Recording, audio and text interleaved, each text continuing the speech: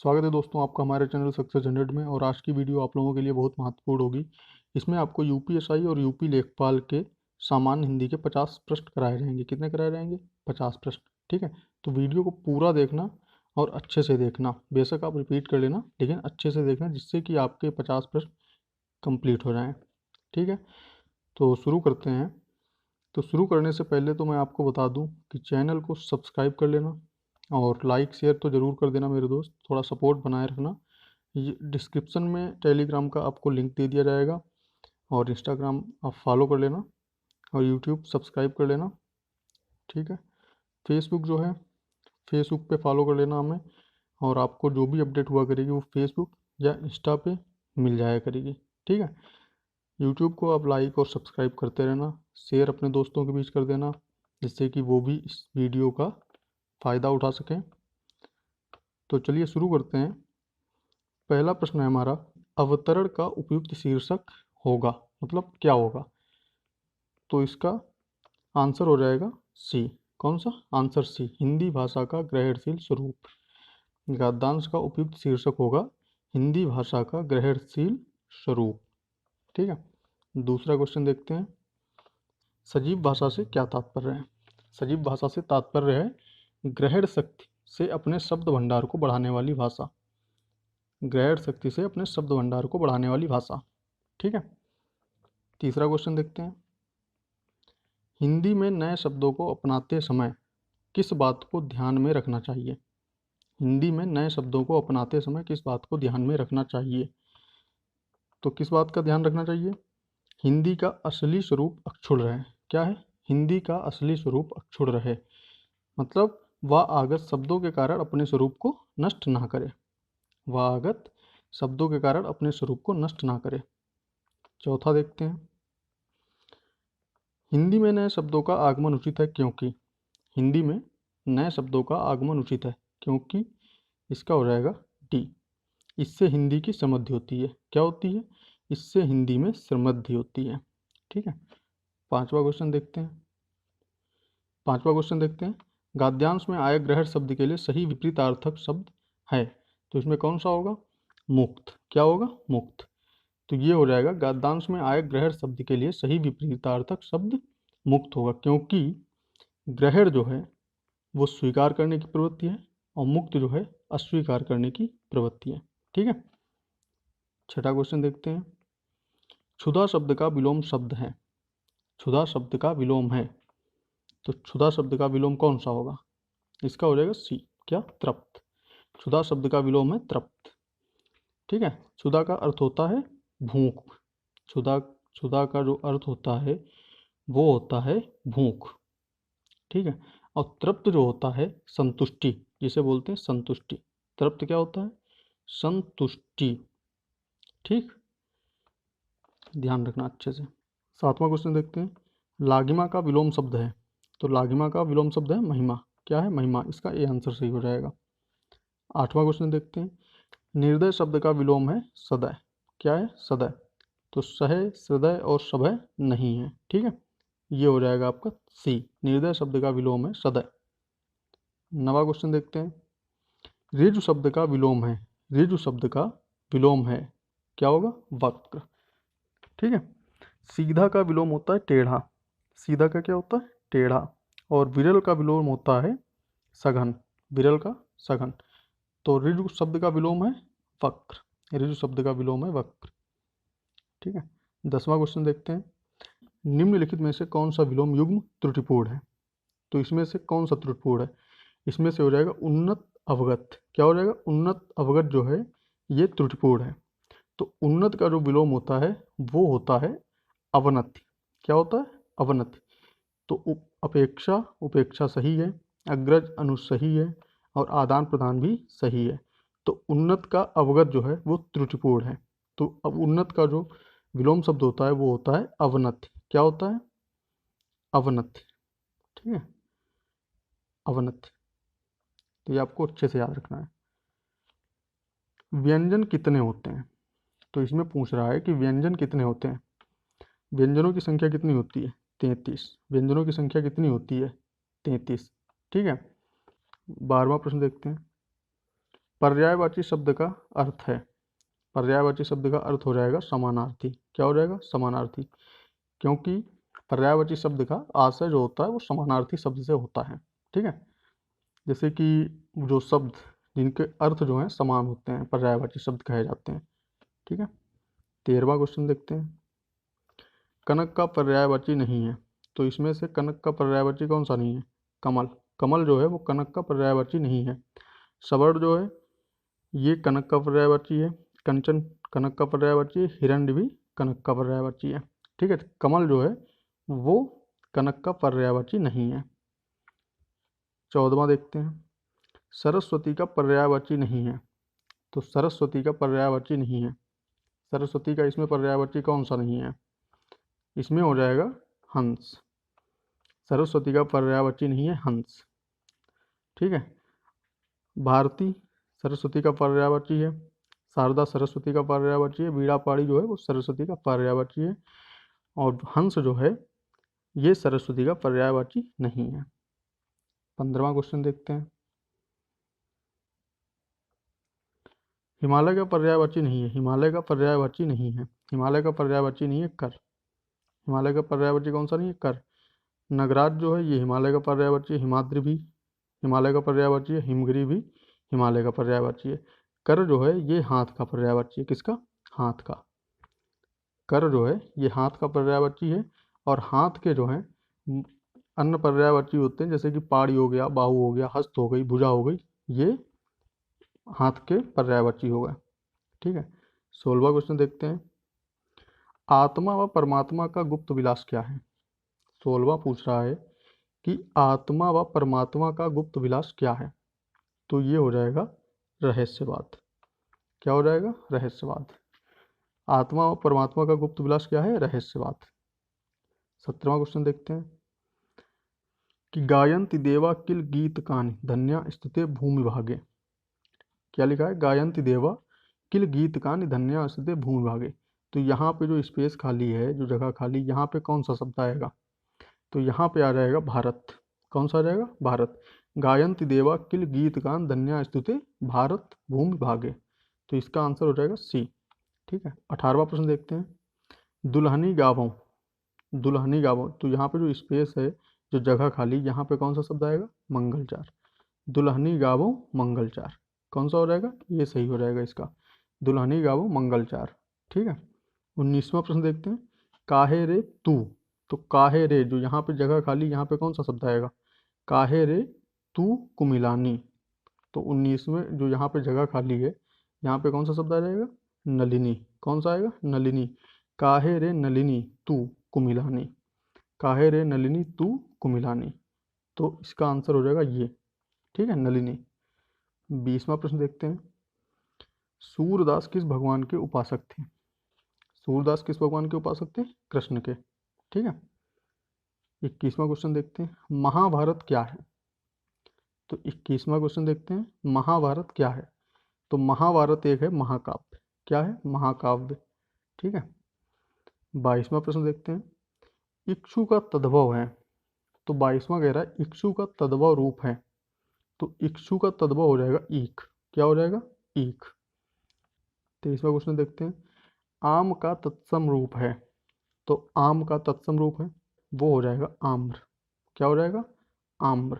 ठीक है, जो रसाल शब्द है ये आम्र का अनेकार्थी से, रसाल शब्द जो है ये आम्र का, किसका? आम्र का अनेकार्थी है। ठीक है, और कान का तत्सम होता है कर्ण। ये कर्ण जो है ये कान का तत्सम शब्द होता है। ठीक है, तो आम का तत्सम रूप क्या हो जाएगा? आम्र। ठीक है, 24वां प्रश्न देखते हैं कि तत्सम शब्द है, इसमें से तत्सम शब्द कौन सा है?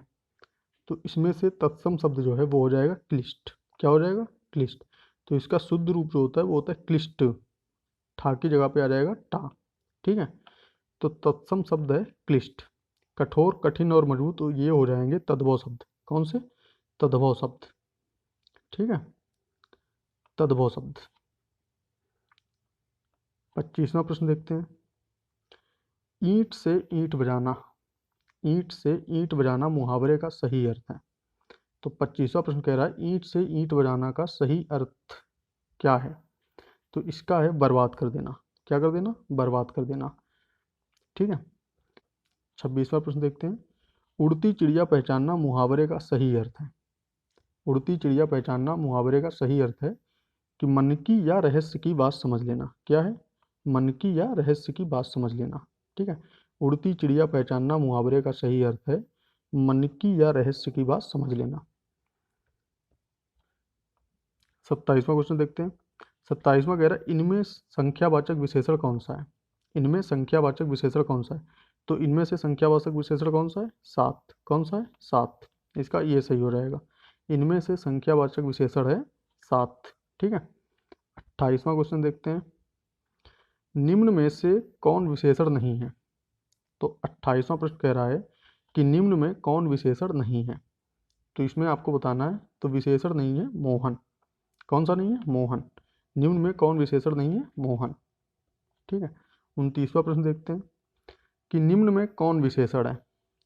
पहले पूछ रहा था कि कौन विशेषण नहीं है, इसमें पूछ रहा है कि कौन विशेषण है। निम्न में कौन विशेषण है। तो इसका हो जाएगा अनुरक्त। क्या हो जाएगा? अनुरक्त। निम्न में कौन विशेषण है? अनुरक्त। 30वां प्रश्न देखते हैं। अशुद्ध वर्तनी वाला शब्द है। अशुद्ध वर्तनी वाला शब्द कौन सा है। तो इसमें आपको बताना है कि अशुद्ध वर्तनी वाला शब्द कौन सा है। इसमें आपको बताना है। तो अशुद्ध वर्तनी वाला शब्द हो जाएगा ऋषिकेश। क्या हो जाएगा? ऋषिकेश। ये अशुद्ध वर्तनी है।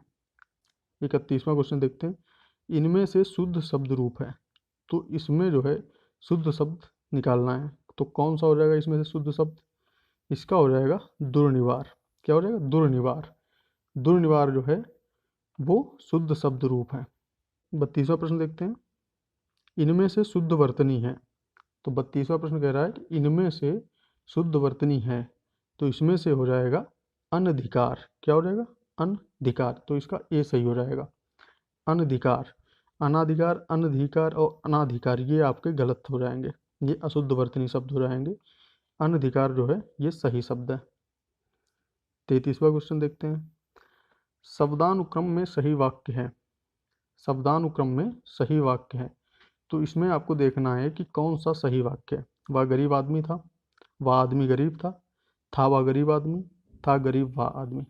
तो इसमें आपको देखना है कि शब्द जो है वो शब्दानुक्रम में कौन सा सही है।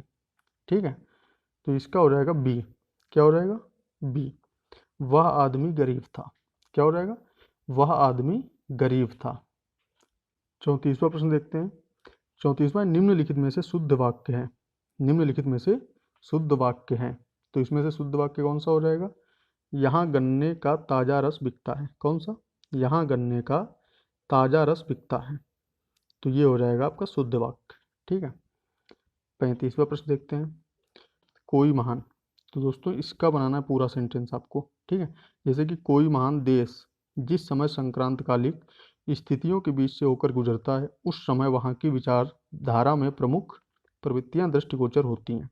ठीक है। तो पहला हो जाएगा या, रा, वा, ला। तो कौन सा सही है इसमें? या, रा, वा, ला। सी सही हो जाएगा। तो इसका आंसर हो जाएगा सी। कौन सा? सी आंसर हो जाएगा। 36वां प्रश्न देखते हैं।